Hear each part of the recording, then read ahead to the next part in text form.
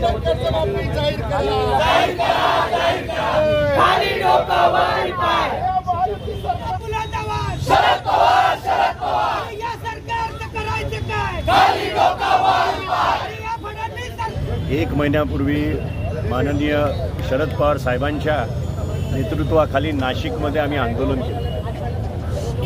जे काय या महाराष्ट्रात घडलं, पावसाचा जो संताप शेतकऱ्यांना झाला, उभी पिकं त्यांची वाहून गेली, पिकं तर वाहून गेलीच, त्यांची माती देखील वाहून गेली, तर एक चांगलं पॅकेज या सरकारने जाहीर करावं म्हणून स्वतः पवारसाहेब नाशिकमध्ये मैदानात उतरले। पण आमचं राष्ट्रवादीचं ठाम मत आहे की अपेक्षेप्रमाणे काहीही झालेलं नाही आणि म्हणून राष्ट्रवादीने पुऱ्या राज्यामध्ये हे आंदोलन छेडलेलं आहे। आज ठाण्यामध्ये दिवाळीचा उत्साह दिसतोय, पण आपल्याला आज विचार करायची पाळी आली आहे की इथे उत्साह आहे पण ग्रामीण भागात शेतकरी काय दिवस काढतो।